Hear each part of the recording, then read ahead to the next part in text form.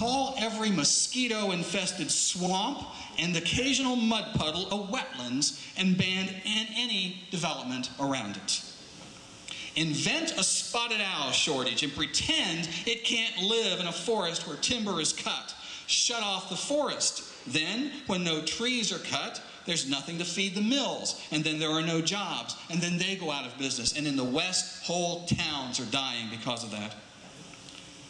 The governor of Maryland is enforcing an agenda without a vote of the legislature called Plan Maryland that will lock away over 400,000 acres of land banned from any development.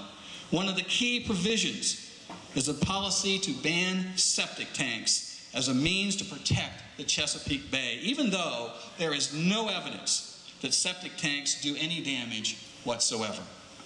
The only result of this ban can be to make it impossible to live in a rural area unless you want to spend several $millions on your own private water treatment system. Getting people off the land, off the rural lands, and into the cities is the real purpose, not environmental protection. The Wildlands Project comes in many names and many programs. Wilderness areas, comprehensive land use plans, bikeways, greenways, heritage areas, land management, rails to trails, open space, wolf and bear reintroduction, conservation easements, and many more. Each of these programs is designed to make it just a little harder to live on the land, a little more expensive, a little more hopeless. In reality, the process is simply herding people off rural lands and into human habitat areas or the cities. The second path to sustainable development is called smart growth. They put a line around the city and they tell you no growth can take place outside of that line. Urban sprawl, they say disdainfully. And they refuse to build more roads as a ploy to get you out of your cars and into public transportation, restricting mobility. New highways, they say, are feeders to more development. They even stop the widening of existing roads for the same reason. So roads become overcrowded and gridlocked, and they blame development. Their new ploy is to force cars to share the road with bicycles. The complete street, they call it. In many smart growth cities, new apartment buildings now have no garages or parking lots. We don't want any stinking cars here. Smart growth creates an unnatural restriction on space inside the controlled city limits, so now there's a shortage of housing, and what happens? Prices go up. That means populations will now have to be controlled because now there's a shortage of land.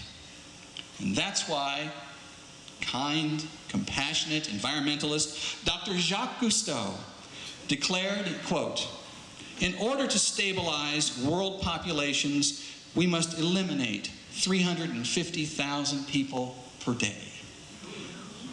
Sustainabilists constantly call for an 85% reduction in human population. Now, I've made arrangements after this meeting is over. Out in the hall, there will be some containers of Kool-Aid. I want all of you to go out and do your patriotic duty and take a drink, and I assure you there'll be no environmentalists in line in front of you. 85% reduction in population. How do they expect to do that? Do we use the proven success of China's population control methods of forced abortions and sterilizations? The Chinese, I can tell you, are huge supporters of sustainable development, and I'm sure they've got some great ideas they'd like to share with us. Of course, comprehensive development plans are the tool of choice in nearly every city in the nation to produce the proper smart growth community.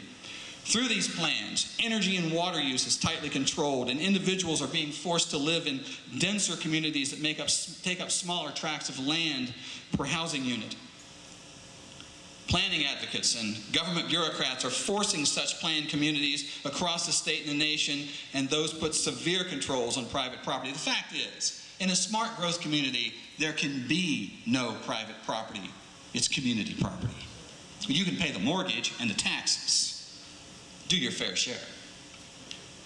The third way to sustainable development, inside the human habitat areas, our cities and our towns, government is steadily being controlled by an elite ruling class called stakeholder councils. These are mostly NGOs who, like thieves in the night, just show up to stake their claim to enforce their own private agendas.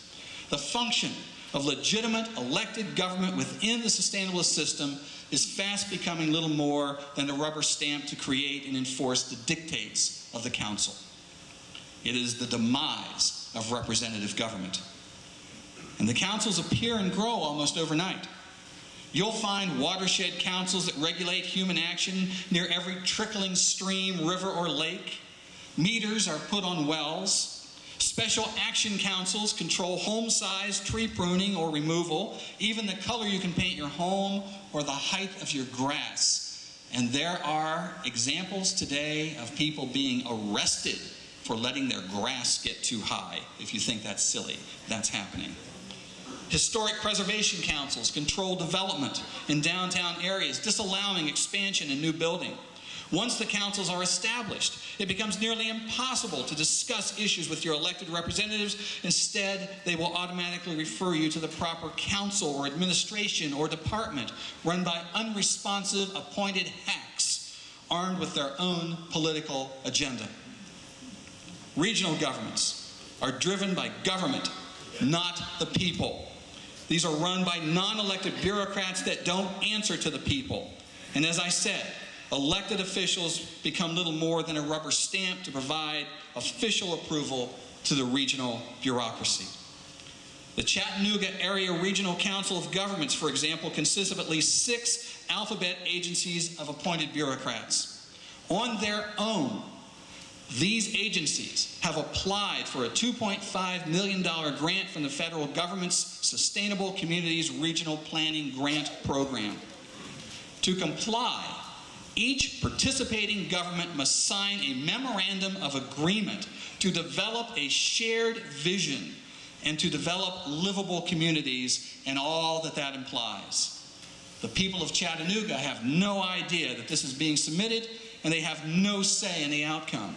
16 counties and all the municipalities that are contained within it will be constrained by this grant application and the 40-year regional plan that it produces. These non-elected councils fit almost perfectly the definition of a state Soviet, a system of councils that report to an apex council and then implement a predetermined outcome. Soviets are the operating mechanism of a government-controlled economy, the exact opposite of our constitutional republic. And the fourth way sustainable development is, as I mentioned, is public-private partnerships. You hear the propaganda of the public-private partnerships nightly on your television as their commercials tell you to go green.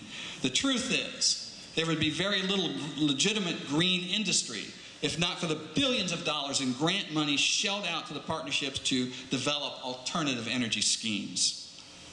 Wind energy, where most of the money is going, may well be the least sustainable and least eco-friendly of all electric options. It probably requires more energy to manufacture, haul, and install these monstrous windmills and their transmission systems than that windmill will generate in its lifetime.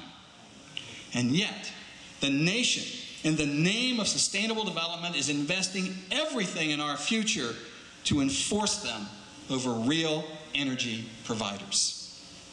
Alternative energy amounts to less than 1% of our energy needs, and for every green job created, 2 in legitimate industry are lost because of green rules and regulations. America has now discovered that it has a near infinite amount of shale oil in literally every state.